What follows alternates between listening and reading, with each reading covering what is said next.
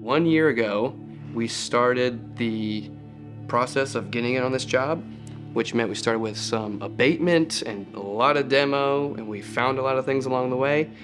But here we are, we've crossed the finish line. I've officially handed over the keys.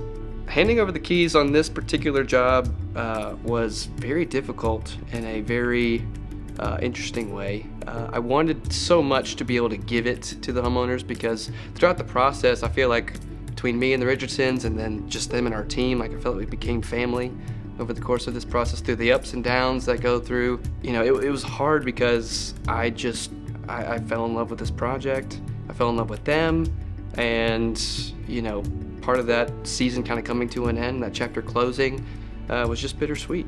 With the location of this house and how well it's known in the area, I've had people walking off the street who grew up here that just were practically begging to walk through to be able to kind of see what was going on, and so had the fortunate opportunity to do that. But also, you know, there were builders and architects that were completely unrelated that just saw the scale of this job, that ended up pulling in and then just trying to walk through. You know, architects from Atlanta, Georgia that just happened to be up here doing a project, saw what was going on, and just had to pop in because of what they were seeing. This is a job that we're extremely proud of with the final result. And with that said, we're gonna hopefully be submitting this house for some awards next year, particularly the Bridge Awards 2023, and then hopefully some others. This job has been a huge learning experience for me. I mean, just the scope in general is just so massive. The details, the binder that I got for this job that I was handed from our design team was a 3.5-inch ring binder that was just slammed full with selections and drawings and elevations.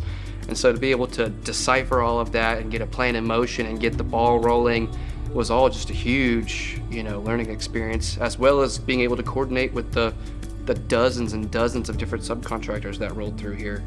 And so that was great, but it was also, there was the interaction with a client and a homeowner that actually doesn't live here. And so I felt like I had to over-communicate with them in a way that made them feel like they could experience like they were living here.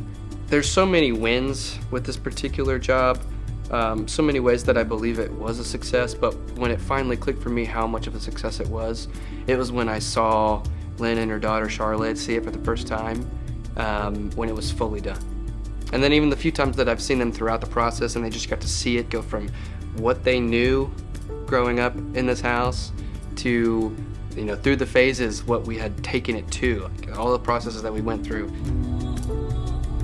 Being able to see their face and then just see the awe, because of course I felt like a lot of success with just this trim package and with all the research that went into trying to make this home seem like it was here this whole time. It never changed. I felt like it was supposed to be here in the time period that it was built. And there was a lot of success for that, or it being, ahead of schedule or all these other things, but really it was successful when I saw how they saw the home that they always dreamed about. Yeah, for over a year, I have poured every drop that I've got into this particular house. And not just because it's a structure and not just because it's a place that provides shelter, but because of the relationship I had with the homeowners, with the passion that I saw that they had for this house, with the feelings and the memories and everything that they had growing up here. And so that's where things like reusing the beadboard on the ceiling in their master bedroom came. That's where using this old timber to wrap these beams or create this mantle or do this wainscoting accent piece. So many of those things came because I was thinking what would help them keep in this new house. It's basically a new construction house, but what would keep that emotion attached? That history, the things where they can walk around and feel like they're walking with their ancestors here. That's what this place is all about. And so there's a lot of joy when it comes to completing this house. There's some sadness because it's over. I've birthed my baby, it's going out to the real world. There's just a lot of that, and so it's just bittersweet feelings, but I'm very hopeful that they're going to enjoy it for a long time.